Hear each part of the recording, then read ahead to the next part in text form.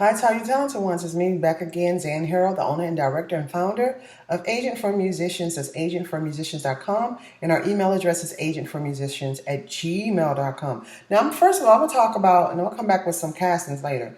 I'm going to talk about the situation with Kirk Franklin and his son.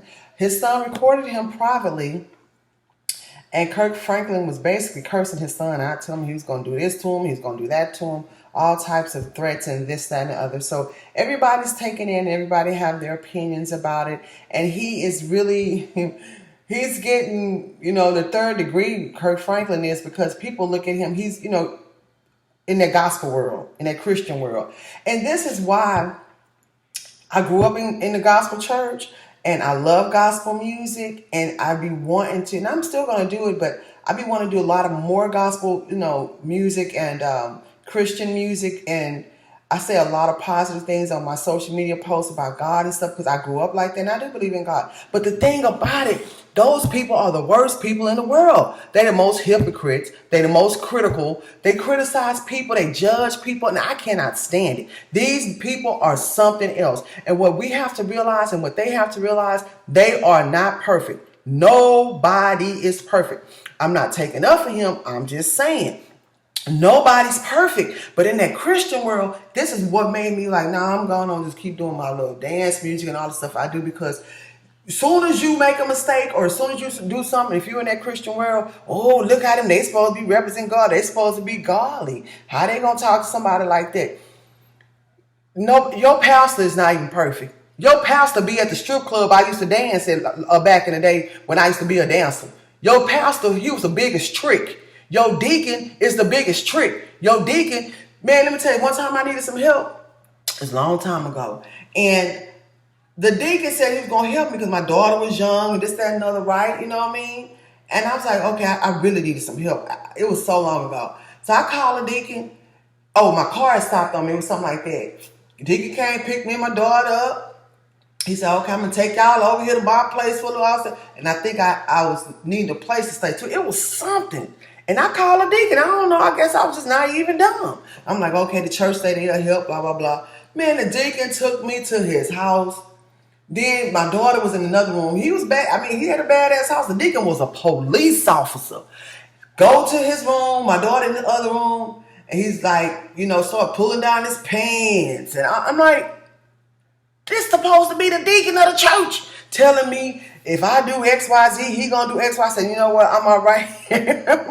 I don't need that kind of help. But this is what I'm talking about them doggone church folks. See, when they get in front of the church, they act like they something high and mighty, and I don't make no mistakes. And I'm godly, and a lot of racist white people. What I can't stand about them, ooh, they be racist, and they be like, and Jesus, and I love Jesus, and this and that, and then they say nigger. Then they call a black person a nigger behind their back. But I'm just talking about these so-called Christians, man. Can't nobody tell me about it because I grew up in a family with them. My grandfather was a pastor.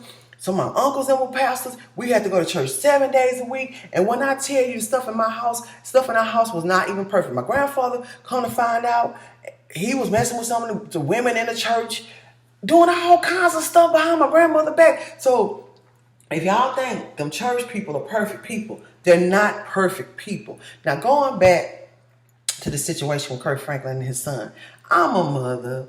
I've gotten into it with my daughter. I said some things I shouldn't have said. I have cursed her out. I have told her I will take her life from her if she do X, Y, Z. Did I mean it? Yes, I did. I'm not going to sit up here in front. See, the difference is between us black parents and these other parents. The other parents, they let their kids do anything to them. You know what I'm saying? And us black parents, we don't have that. And see, the fact that I didn't grow up beating on my daughter or whipping her, because my grandparents used to, well, not my grandfather did, but my grandmother used to beat us for nothing. Because they were slaves, they thought that's what they had to do to us. Beat the hell out of us. And I noticed a lot of their kids, even though I didn't get that many beatings because I ran away at 13, I wasn't with it. I knew it was too much dysfunction in that house.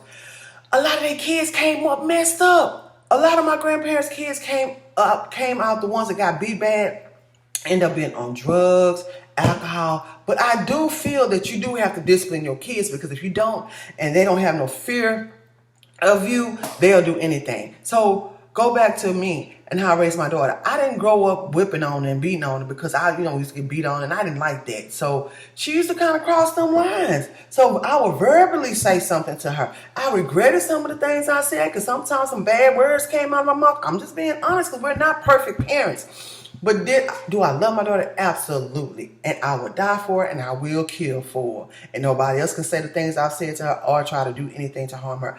But so with the situation with Kirk Franklin, his son, I'm pretty sure he brought out the message saying that they've had a rocky relationship. And I wish them the best. Because like Michelle Obama said, it's nothing like family. I hope they can be able to forgive each other. I hope he could be there for his son and help him through whatever he's going through. He said they would send a family therapist, which is great. That's great. That means that they're trying to get help for that situation. I see a therapist, and I think a lot of Black people, we need to see therapists that'll help us and that'll help our minds. And as far as his son recording the conversation, I don't like that too much. I think that wasn't cool. You know what I mean? And I'm pretty sure he's probably heard. He's probably seen some things that we don't know about in his family. But would I have done that? No. You know what I mean? Because at the end of the day, that's still your father. I don't know what your father have done, and I don't know what you've been through with your father. I know it's hurtful, but my grandparents did some really, really hurtful things to me and to my mother.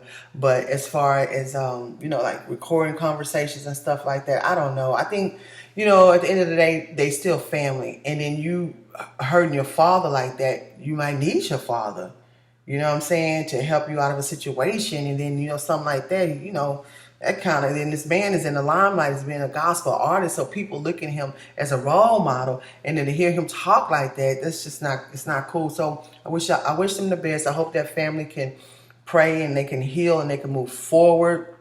And let's stay out their business.